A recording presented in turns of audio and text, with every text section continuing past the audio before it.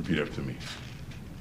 I, George Latimer, I, George Latimer, do solemnly swear do solemnly swear that I will support and defend the Constitution I will support and defend the Constitution of the United States, of the United States, the Constitution of the State of New York, the Constitution of the State of New York, and the Westchester County Charter, and the Westchester County Charter, and that I will faithfully discharge and that I will faithfully discharge the duties of the offices of County Executive of Westchester County the duties of the office of Westchester County Executive,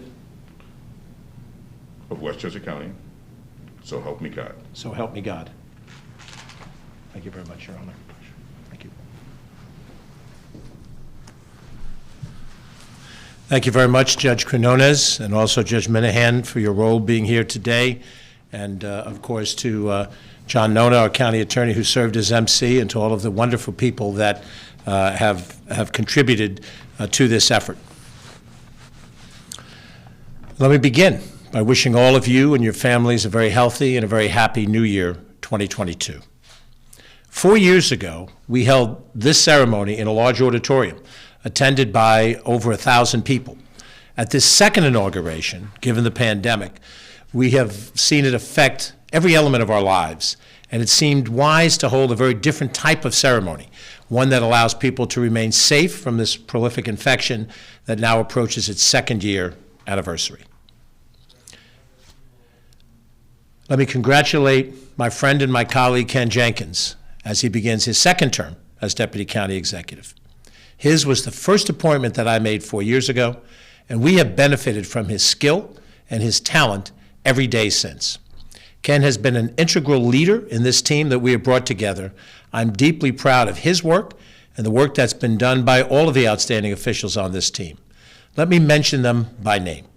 Director of Operations, Joan McDonald. Deputy Director, Emily Saltzman. County Attorney, John Nona. Director of Communications, Catherine Chaffee. Chief of Staff, Andrew Ferris. Steve Bass, Bridget Gibbons, Blanca Lopez, Peter McCart, Diane Atkins, Ellen Hendricks, Christopher Steers, Shari Rosen Asher, Deb Novick, Martha Lopez, Crystal Collins, Joe Scamato, Carolyn Fortino, Lisa Reyes, Tracy Thompson Smith, Copper Crane, Diana Toledo, Chelsea Pagano, Andrew Jenna, Kate Glazer, Aviva Meyer, Rosa Ramon, Paula Friedman, Fadia Abbasi, John Borst, Nancy Aladino, and many, many more.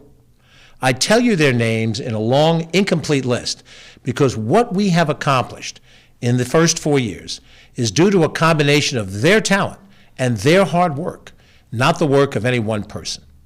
The commissioners and the department heads, many of whom I kept on from my predecessor, have performed admirably and since COVID under the most difficult of circumstances. I have shared my appreciation for them privately, and now I do so publicly. Arrogant executives take all the credit for themselves, and it is foolish ego at work. Wise individuals who prize accomplishments over personal accolades reflect the respect for the incredible work of so many others. Without their constant support, we could not have achieved our goals. Please join me in thanking them for their stellar contributions. Our work has been on display these first 4 years. We have stabilized our finances, cut taxes, added to the reserve fund, and raised our bond rating. We have fixed things that were left broken when we arrived: Spring Ridge Pools, Washington Headquarters Miller House, the North County Trailway, the fountain at Croton Gorge. We have met difficult and controversial challenges head-on, establishing a new New Rochelle Family Court, cleaning up PFAS pollution at the county airport, moving forward on Memorial Field renovations, funding major capital improvements at Playland. We have done new things: advanced the food scrap recycling program, passed laws to fight conversion therapy, wage theft, salary history, and more. We have honored our 9/11 first responders, continued to convert our bus fleet from diesel to hybrid and electric, placed electric vehicle charging stations across the county. We have worked cooperatively with our state legislative delegation and our federal delegation. We have forged a new working relationship with local town, city, and village governments, and with our school districts. We have worked closely with chambers of commerce, not-for-profit agencies, and religious institutions. We have fully funded our county police department, but also undertaken a significant effort to reform and improve that operation. We have invested significant capital in the building of affordable housing units across this county, and at the same time, used our resources to help small businesses survive during the pandemic, and used our IDA resources to help companies like Regeneron and Morgan expand good-paying jobs. And there is quite a bit more work to do. As I look to the next 4 years, I've been told by friends that the legislation I submitted to establish the toughest county executive term limit in the state, a limit of 2 4-year terms, 8 years, has made me a lame duck. Well, perhaps I may yet limp in the days to come. But I intend to quack quite loudly and boldly on the issues that face us, locally and otherwise. That quacking will have force and power and will be unencumbered by concerns about the next election. I intend for us to do the good and necessary things that we need to do, and to do those things confidently. We will do so with consultation and cooperation with all who seek to work together in common cause. And we will work closely with our County Board of Legislators, and their voice will be heard loudly in the decision-making that's ahead of us. We will complete the tasks that are underway, the South County Trailway, Memorial Field, and numerous roads and bridges projects. We will undertake the first stages of projects to fix the Lake Isle Dam and to advance the plans for Riverwalk along the Hudson, in Tarrytown, in Yonkers, and elsewhere. We will undertake a countywide community discussion on the future of the Westchester County Center. We will undertake a countywide community discussion and development of a master plan for the Westchester County Airport. All voices will be included, all voices must be heard, and they will be heard. We will work with the Board of Legislators on important new legislation, and we will work with our state senators and our assembly members on issues where state authority is necessary for advancing our county's needs. I have served in all 3 of those legislative bodies. I have great respect for my colleagues who serve there today. The road forward is paved with cooperation and good intentions.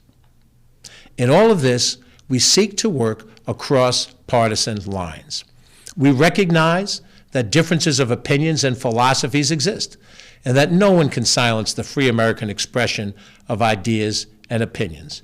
We welcome that cooperative debate with people of goodwill with different points of view and different philosophies. But let me be clear.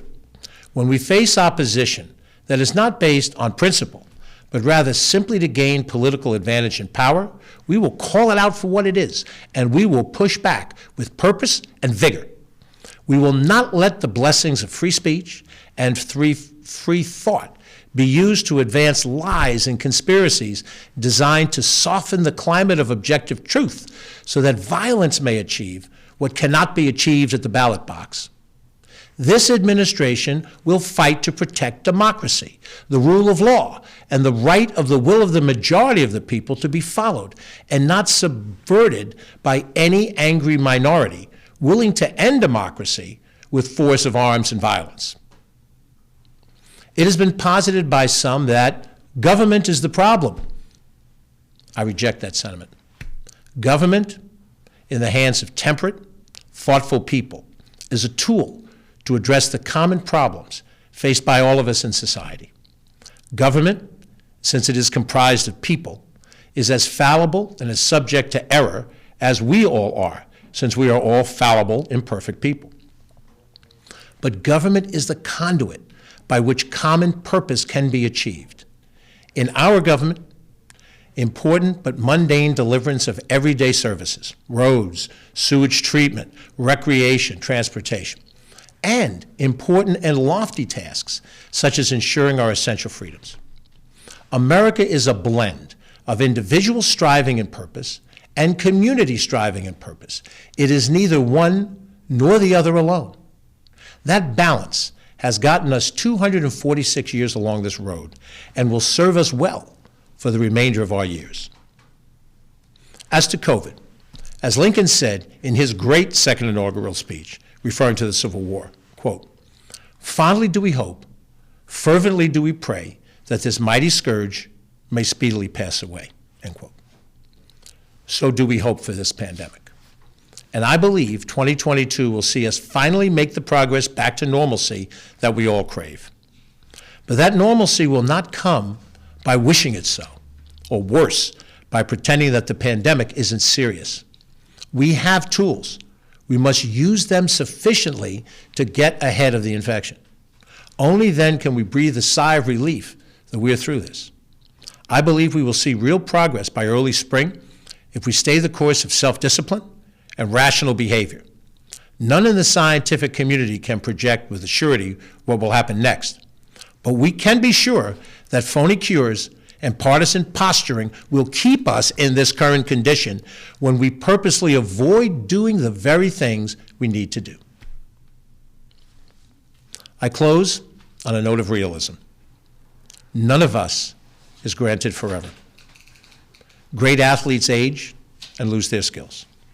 Great singers lose their voices in due time. The small and the mighty alike all reach the end of days. And every entity, corporation, association, group, has their allotted time.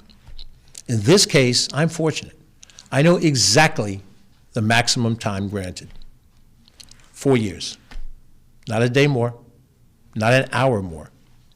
We are running a county government for 1 million people with defined tasks, mandated services to be provided. The voters have granted us the authority for 4 more years. God grant us the strength and the wisdom to use those 4 years wisely. In truth, our task here is not just to advance the interests of one county. We have something greater to prove, that self-governing in the 21st century still works. That we can, by common effort, accomplish things of common benefit. That with all the bumps in the road that comes with openness and dialogue and disagreements, we can still govern ourselves. We do not need the false efficiency of tyranny, of any small group of self-appointed ideologues who seek to impose their will on all of the rest of us. We in Westchester, in this state and in this nation, are proud and humble at the same time. We're ready to face the challenges of tomorrow, confident not in any arrogance, but in the mighty belief, our rock-solid belief in each other, that we can forge, as the founders once wrote, a more perfect union. Thank you.